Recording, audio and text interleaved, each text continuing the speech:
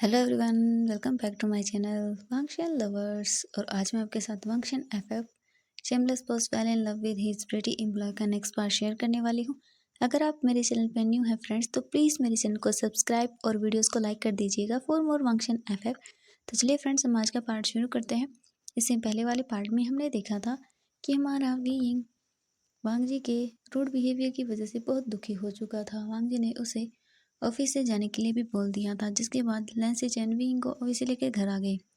जब यानले ने वीइंग को समझाया कि वीइंग हो सकता है उनके ऐसा करने के पीछे कोई वजह हो।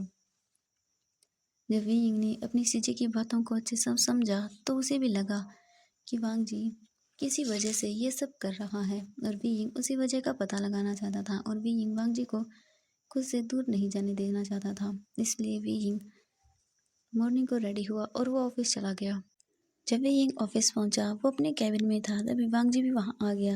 विंग ने वांग जी को देखा, लेकिन वांग जी ने विंग को इग्नोर किया। ये बात विंग को थोड़ी अच्छी नहीं लगी और वो खड़ा होकर वांग जी के पास आ गया। जब उसने देखा कि वांग जी अभी भी उस पर ध्यान नहीं दे रहा है, तो विंग सीधा जाकर वांग जी के लैब में बैठ गया और वांग जी को विंग बहुत ही पैशन और रफ के साथ उसे किस कर रहा था।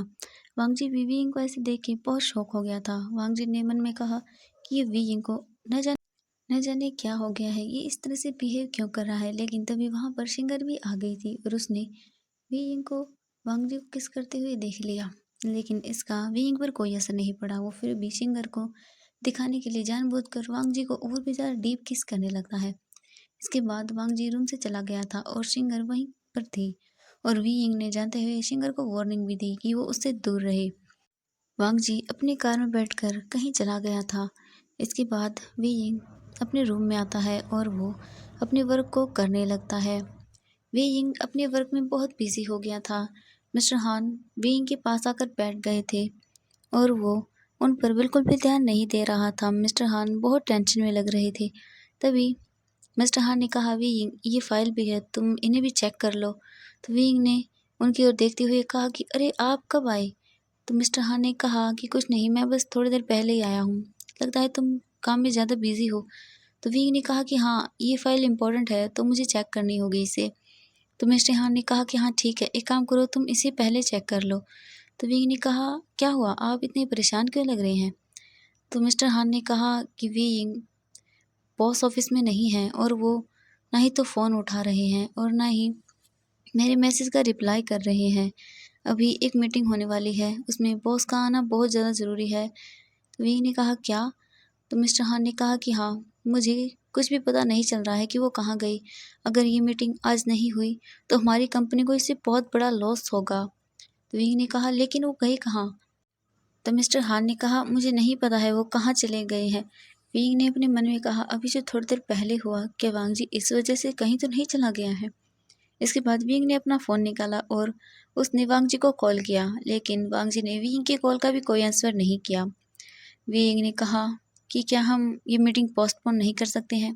तो मिस्टर हान ने कहा कि नहीं, ये मीटिंग ऑलरेडी 3 बार पोस्टपोन हो चुकी है और वो भी वांग जी सर की वजह से। अगर इस बार ये मीटिंग फिर से पोस्टपोन हुई तो हमें नहीं लगता कि वो हमारे साथ डील करेंगे।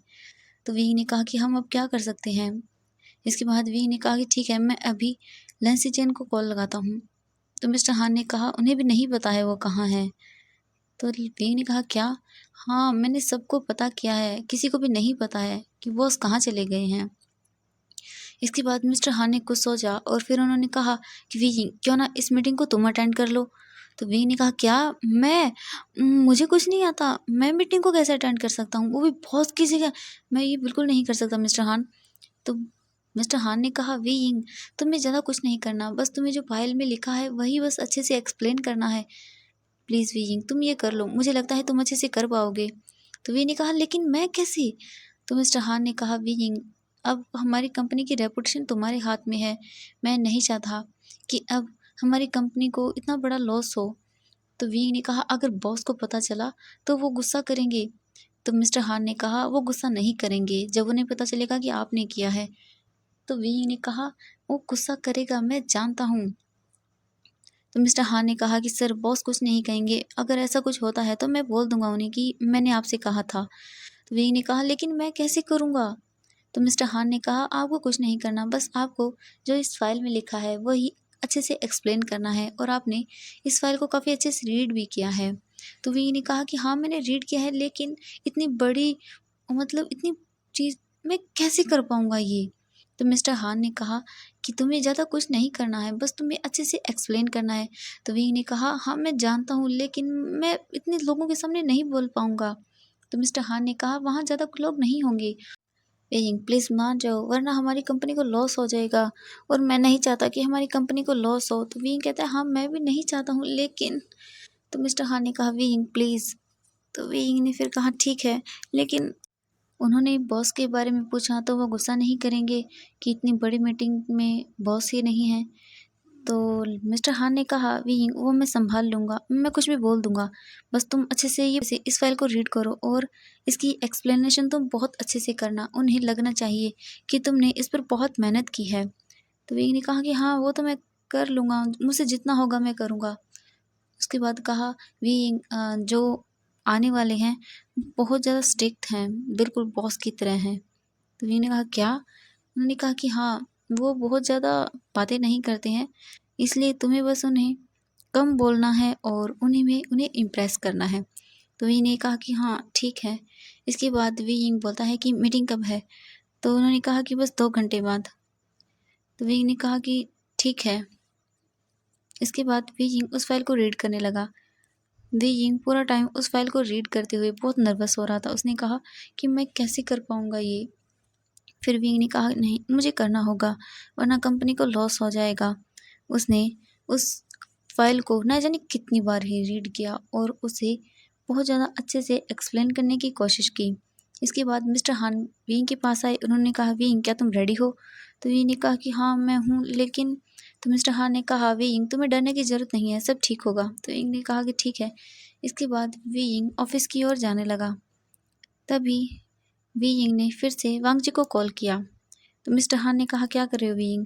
तो वी यिंग ने कहा मैं कॉल कर रहा हूँ बॉस को, हो सकता है कि वो आ जाएं। तो मिस्टर हान ने कहा वी यिंग तुम्हें क्या लगता है मैंने उन्हें कॉल नहीं किया होगा? मैं उन्हें अब तक 50 बार कॉल कर चुका हूँ और अभी आने से पहले 3 बार कॉल किया है मैंने। तो वी यिंग अपने मन में बोला क्या वो सच में मेरी उस बात से कहीं ज़्यादा फ्रस्ट्रेट तो नहीं हो गया? क्या मैंने वो करके गलत किया? इसके बाद मिस्टर हान ने कहा वी क्या हो गया? तो वी ने कहा कि नहीं कुछ नहीं हुआ। तो मिस्टर हान ने कहा वी ऑफिस में अब बॉस नहीं आने वाले हैं, वो न जाने अब कितनी देर बाद आएंगे और वो मीटिंग के लिए यहाँ आ चुके हैं। तो वी ने कहा क्या? तो मिस्टर हान ने कहा कि हाँ चलो अब तुम जल्दी से। वी यिंग ने अपने मन में कहा वांग जी तुम कहाँ चले गए हो, प्लीज़ वापस आ जाओ, तुम इस तरह से बिहेव क्यों कर रहे हो? एक तो पहले ही मैं इतना परेशान हूँ और अब तुमने ये सब शुरू कर दिया। मैं तुम्हें बहुत अच्छे से देखूंगा, एक बार तुम वापस आओ। इसके बाद वी यिंग ऑफिस रूम की ओर चला गया। सब लोग मीटिंग हॉल के अंदर आ चुके थे। वी यिंग की नज़र एक पर्सन पर पड़ती है जिसने ब्लू ड्रेस पहनी हुई है। उसने ब्लू वाइट कोट पैंट पहना हुआ था जो कि उस इंसान पर बहुत ज़्यादा शूट कर रहा था। तभी मिस्टर हान ने विंग से कहा कि विंग यही है, तुम एक काम करो तुम यहीं रुको, मैं अभी आता हूँ। ये बोलकर मिस्टर हान उस पर्सन के पास गए और उन्होंने ग्रीट करते हुए कहा कि मिस्टर वांग। तभी वो पर्सन उनकी ओर मुड़ गया। विंग तो बस उस इंसान के फेस की ओर ही देख रहा था। विंग ने अपने मन में कहा तो ये तो बिल्कुल लैन जैन जैसा है। तभी उस पर्सन ने कहा कि मिस्टर हान क्या हुआ, इतनी मीटिंग के लिए लेट क्यों हो रहा है? तो मिस्टर हान ने कहा सर वो क्या है कि बॉस ऑफिस में नहीं है। तो मिस्टर वांग गुस्सा होते हुए बोले क्या मिस्टर लैन ऑफिस में नहीं है? ये किस तरह की बकवास है? क्या उन्हें पता नहीं है कि आज हमारी मीटिंग थी? तो मिस्टर हान ने कहा उन्हें पता था, लेकिन उनके एक इम्पोर्टेंट वर्क है उन्हें। तो मिस्टर वांग ने कहा अच्छा उनका इम्पोर्टेंट वर्क क्या ऑफिस की हमारी इस मीटिंग से भी ज़्यादा है? तो मिस्टर हान ने कहा नहीं। तो मिस्टर वांग ने कहा लेकिन आपकी बातों से तो मुझे यही लग रहा है कि उन्हें हमारी इस मीटिंग में और हमारे इस रूल में कोई इंटरेस्ट नहीं है। तो मिस्टर हान ने कहा नहीं सर ऐसी बात नहीं है, उन्हें अचानक से एक ज़रूरी काम आ गया तो वो इसलिए मीटिंग अटेंड नहीं कर सकते हैं, लेकिन हम ये प्रेजेंटेशन अच्छे से देना चाहते हैं, आप चिंता मत कीजिए, हम आपको डिसअपॉइंट नहीं होने देंगे। उन्हें सरप्राइज होते हुए कहा क्या आप करेंगे? तो उन्होंने कहा नहीं ये करेंगे। तभी मिस्टर वांग की नज़रें हमारे वी यिंग पर पड़ती हैं। मिस्टर वांग ने जैसे ही वी यिंग को देखा, उनकी तो नज़रें ही वी यिंग पर ठहर गईं। Wei Ying white pant shirt में बहुत प्रिटी लग रहा था। उसने वाइट शर्ट और ब्लैक पैंट पहनी हुई थी, जिसमें वो बहुत क्यूट और एडोरेबल लग रहा था। मिस्टर वांग की नज़रें तो वी यिंग से हटी नहीं रही थी। तभी वी यिंग ने कहा कि हेलो सर।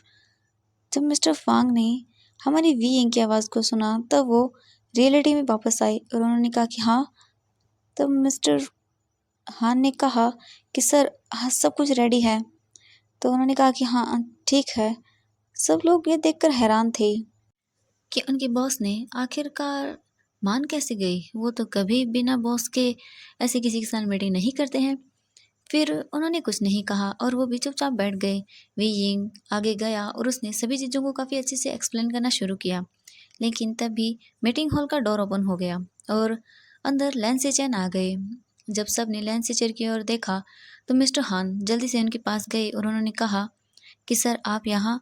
तो लैन सेचर ने कहा कि हाँ, वांग जी ऑफिस में नहीं है तो उसकी जगह मैं ये मीटिंग अटेंड कर रहा हूँ। ये बोलकर वो वांग जी की चेयर पर आकर बैठ गए। इसके बाद उन्होंने कहा कि वी यिंग तुम दोबारा से शुरू कर सकते हो। तो विंग ने अपने सिर को हाँ में हिलाया और वी यिंग ने फिर से सब कुछ एक्सप्लेन करना शुरू कर दिया।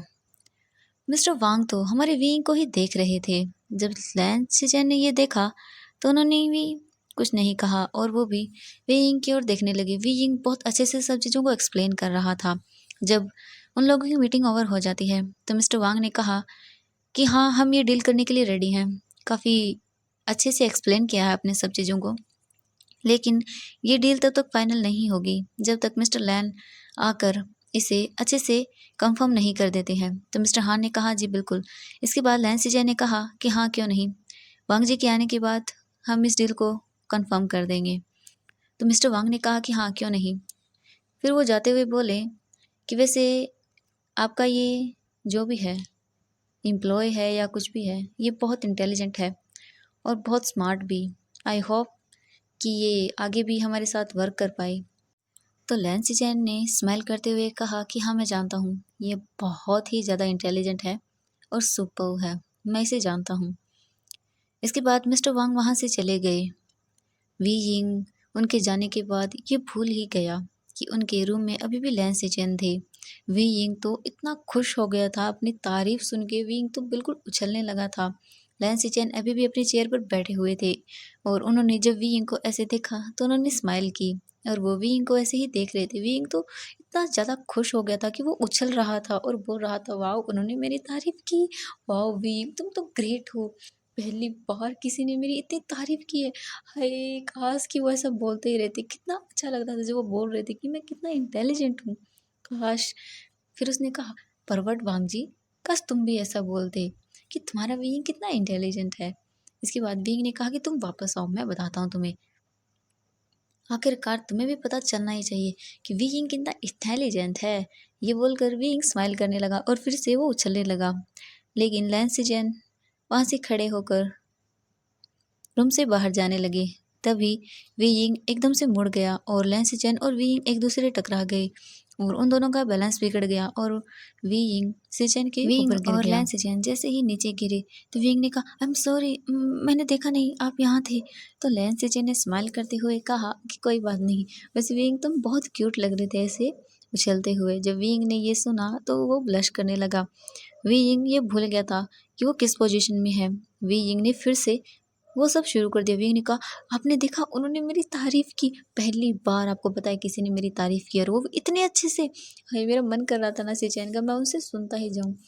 सिचैन तो बस विंग को ऐसे देखकर स्माइल कर रहे थे। उन्हें विंग की बातें तो नहीं सुनाई दे रही थी, लेकिन बस विंग का वो स्माइल करता हुआ फेस नजर आ रहा था। लैन सिचैन विंग से हमेशा से ही उसे बहुत ज़्यादा प्यार करते थे। जब विंग उनके साथ उनके कॉलेज में था तो सिचैन हमेशा विंग को इसी तरह स्माइल करता हुआ देखना चाहते थे। वो विंग से कभी कह ही नहीं पाए कि वो विंग से कितना प्यार करते हैं। जब उन्होंने ये अपने अंदर हिम्मत लेकर आए कि अब मुझे विंग से बोलना चाहिए, तब उन्होंने देखा कि विंग तो उसके ब्रदर से प्यार करता है। तो लैंसी जैन ने कुछ नहीं कहा और उन्होंने अपने आप को समझा लिया कि वी यिंग उनका कभी नहीं हो सकता। लेकिन अब जब वांग जी ने वी यिंग को छोड़ दिया है, उसे इतना हर्ट कर रहा है, ये लैंसी जैन को बिल्कुल भी बर्दाश्त नहीं है। और अब जब वी यिंग इतना खुश है तो लैंसी जैन भी खुश हो गई। उन्होंने अपने हाथ को वी यिंग के फेस पर रखा और कहा, वी यिंग तुम ऐसे इस्तेमाल करते रहना, तुम बहुत क्यूट लग रहे हो। वी यिंग ने कहा, हाँ गगा, मैं हमेशा स्माइल करूँगा।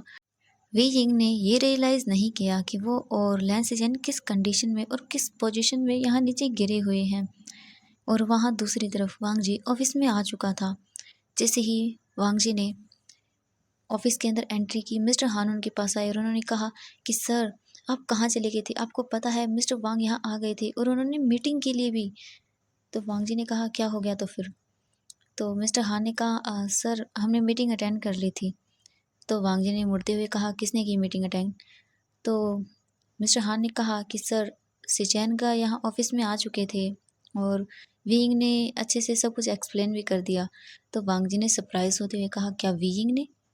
तो मिस्टर हान ने कहा कि हाँ सर, और उन्हें वीइंग की एक्सप्लेनेशन बहुत ज़्यादा पसंद भी आई है और वो इस डील के लिए मान गए हैं। तो वांग जी ने कहा कि ठीक है। इसके बाद वांग जी अपने ऑफिस की ओर जाने लगा और वहाँ दूसरी तरफ लैंसी चैन और वीइंग अभी भी इसी पोजीशन में वहाँ नीचे गिरे हुए थे। वीइंग तो बहुत स्माइल कर रहा था और सिचैन गैस से ऐसे ही बातें कर रहा था। सिचैन ने भी ये ध्यान नहीं दिया कि अभी भी वो इसी पोजीशन में यहाँ पर गिरे हुए हैं। तभी मीटिंग हॉल का डोर ओपन हो गया और वांग जी अंदर आ गया। वांग जी ने वीइंग और सिचैन को ऐसे देखा तो वो बहुत गुस्से में और बहुत ही ज़्यादा जेलस फील करने लगा। वीइंग को ऐसे लैंसी चैन के साथ देखकर लैंसी चैन ने गुस्से में कहा, ब्रदर। जब वीइंग और लैंसी चैन दोनों ने ही वांग जी की आवाज़ को सुना तो उन्होंने वांग जी की ओर देखा। वीइंग ने स्माइल किया और कहा, वांग जी तुम्हें पता है? फिर वो मुड़ गया और उसने अपने आप को देखा और फिर लैंसी चैन को देखा। तो वो जल्दी से खड़ा होकर कहा, वांग जी आई एम सॉरी, मैं तो बस तुम्हें ये बताना चाहता था कि। तो लैंसी चैन ने कहा, वांग जी मेरी बात को सुनो। तो वांग जी ने कहा कि मुझे किसी बात का कोई जवाब नहीं चाहिए और आप यहाँ क्या कर रहे हैं ब्रदर? तो लैंसी चैन ने कहा, वांग जी मैं तुम्हें यहाँ कुछ बताने के लिए आया था। अच्छा होगा कि तुम एक बार अंकल से बात कर लो। तो वांग जी ने कहा कि क्या हो गया है अब? तो लैंसी चैन ने कहा, वांग जी अंकल तुम्हारी और शिंगर की कल सगाई करवाना चाहते हैं और उन्होंने पार्टी की अनाउंसमेंट भी कर दी है और सब चीज़ें तय हो चुकी है। कल तुम्हारी और शिंगर की एंगेजमेंट है। मैं तुम्हें ये बताने के लिए आया था। जब वी यिंग ने ये सुना तो वो वहीं खड़ा रह गया। वी यिंग को अंदर से इतना ब्रोकन फील हो रहा था ना कि वो किसी को एक्सप्रेस भी नहीं करना चाहता था।